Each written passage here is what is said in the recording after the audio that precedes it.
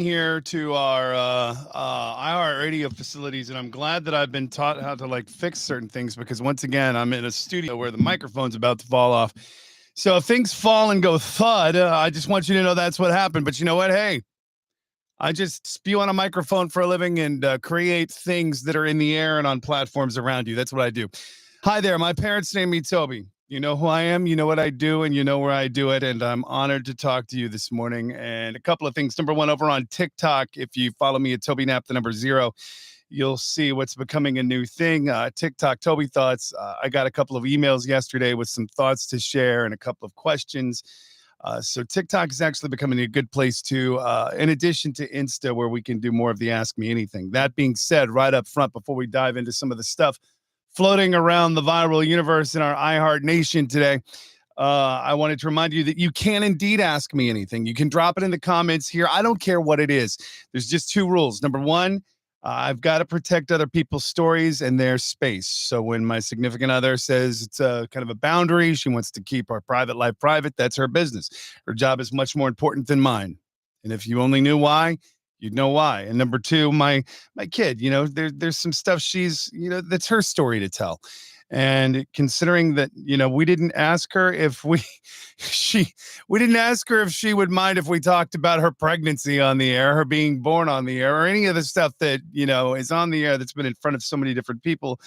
I can understand how one might want their life back or one might want their life, so I can't answer anything about that. But other than that, I can. Like, for instance, one of the questions I got yesterday from Michael, who's listening across our iHeart Nation, um, said, "How come when I see you in the morning on your videos, almost said TikTok videos, on your YouTube videos, you're drinking without a straw, but you're drinking like coffee or iced coffee from a cup?" Well, I've got the straw in this morning, and know that when I do, it's a risk, right?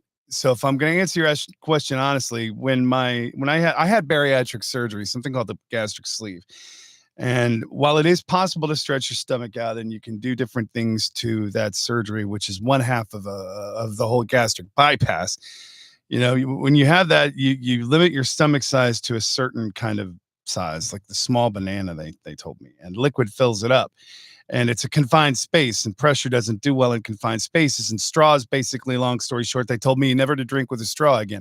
Now, I'm not going to sit here and tell you that I haven't experimented with it. Sometimes it's just easier because I don't want to make a mess with the coffee like this morning. But yeah, I mean, I do sometimes, but it's like playing marbles with diamonds when it comes to your gastric health.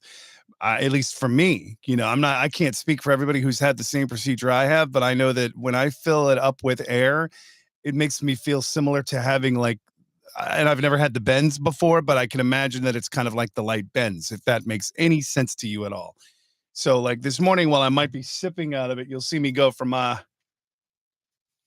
Corpus Christi Hooks version of a Yeti, which they call a whatever logo brands cup, because it's just easier. It's an adult sippy cup. You know what I mean? And but the one pet peeve I have, and then I'll jump into some of the other stuff, because I don't want to jump into all of these like all at once, because then I feel like that's all I'm doing is talking about myself based on questions you asked, even though the questions come from you and it's not about me and you're curious, and I really don't mind. Um, I was like saying with that. Oh, I was, sometimes it's a pet peeve. I can't really often put iced coffee in the same cup that I drink other liquids out of because it taints the taste. It's just a quirk of mine. And speaking of quirks, here's a first world quirk. I don't know if this is a first world problem, and maybe you can tell me in the comments. You can message me if you want to. Just search Toby Knapp, or get to iHeartToby.com and find me there. Um, I don't know about you, but I haven't cut the cord at home, but there are rooms in my house, including my home studio room, where I will watch TV via stream, right? On like YouTube TV or something. And when they go to commercials, these TV stations, they don't fill them all up for whatever reason. And they play this like Zen music and birds chirping. And I got to tell you, I don't know what it was about yesterday, but I was so thrown off yesterday by these birds chirping. It was ridiculous. But I don't know if you've noticed that. Do you? I mean, if you've like cut the cord, that's your choice. It's good for you personally. I prefer not to fully cut the cord because, well, you fully cut the cord and you're flying without a safety net. Um, but it's brought about some interesting first world problems, and I don't know if you've noticed that. Like, I also noticed too, like how things will lag. Like if people are like, if the phone's sitting right next to the device, it's just because of interference. It's like it's not because of signal loss or anything. It's just because. First world problem. I don't know if it's first world problems or if it's just annoyances because it's not really a problem. I think first world problems are a little bit different than whatever. But I don't know. It's just a note. It's a pet peeve I've kind of just noticed that came out of nowhere that I never really noticed before. So let's dive into some of the news today. Delta's excited. Delta is offering, I bet you didn't know this, or maybe you did if you're into space. There's an eclipse happening, and Delta is going to fly you up to 30,000 feet so you can see all of this eclipse go on. I mean, I would do that, Delta. If you're watching right now, Delta Airlines, I will go live and record a show or go live on your Wi-Fi from your plane at 30,000 feet if you will let me. And don't think that I can't because we have the technology to do it. This is iHeart, and that's what we do. We create the things that make dreams possible from anywhere we dream them, live or Memorex. And you can read into that what you want to. But anyway, Delta's got that idea, and I think it's great. Another story trending around the internet of things today is celebrity endorsements. 60 plus percent, which means the majority of people don't trust them. And they don't trust the brands that use them. And of that 60% that don't trust them, an overwhelming majority, almost 82%, say that they just don't buy the hype because they know that you probably paid somebody to talk about it. And then, that brings to bear all the other things like, well, do they actually use this? Or what about this? Or is this just a thing they're doing for money? And look, I'm sure money's a very powerful motivator in all things, and that's fine. I'm not going to judge anybody on it because that's their business. But I can understand why, because we're inundated with this, which is why I'm glad I'm not a celebrity. I'm not super famous. I'm not famous. I just talk on a microphone for a living and make things and play with things and tinker with things. And I'm flawed, and I'm not like, sending my private jet to go pick up my boyfriend, which is great. Look, if you can afford to do that, more power to you. But it's just not my thing because it's just not my thing, you know? Anyway, so that's floating around today. We'll probably get into that around the campfire things. We'll learn something new with today's edition of Random. If you have anything random to share with the class, a factoid so we can learn something together, feel free. You'll hear something new, or you might have heard something new yesterday. We call it cool feelings. It's just one of those really random cool feelings that happens when you least expect it. You know what I mean? Could be anything, right? And if you've had a really cool feeling happen, just tell me about that one cool feeling you've had. What was it? Could be really anything. For me, it was finding a $20 bill that made it through the pants, through my washer and my dryer. Then I actually used it and it was clean and nobody noticed that. I think it shrunk a little bit in the heat. That was a cool feeling. I'm sure you've had one. Finally, before I let you go and I get into some other stuff to get ready for the DC show, and then I will talk to you across our iHeart Nation somewhere else. My watch is going off. It's actually Siri trying to overthink for me. Speaking of Siri AI, there's a video that essentially shows like a Zoom or a team meeting. It's from OpenAI, the people who are behind ChatGPT. They have a new video generator. It's called Sora.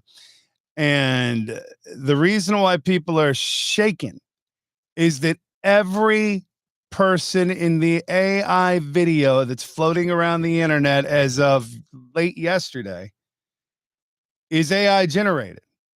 Like it's an entire staff of employees built out of AI. Very interesting. Now, I have said publicly before, and I believe this, technology can be used for bad. Yes, people can be nefarious with it. But if you trust it, if you learn how to use it, you get ahead of it, it can become a very powerful thing. But man, I mean, here's the thing about all of this stuff with technology, and I tie it into life because I think that's the one thing that we have over technology is that we've lived lives and we've had human experiences. You can automate a lot of things, but you can't automate life. You can't automate your failures and your successes, your fears and your hopes and your dreams, right? You can't automate companionship, I don't think. You can't, you can make it try really, really hard to be you, but it can't be you. However, if you get on defense in life and you let it define you and you get put into a box of fear, understandable. That's your feelings, and feelings aren't right or not. They're not wrong, as my therapist would say. They just are. And then something I learned really resonated. And it's kind of something that woke me up, and I thought I'd share it with you before I bounce. Stay on offense.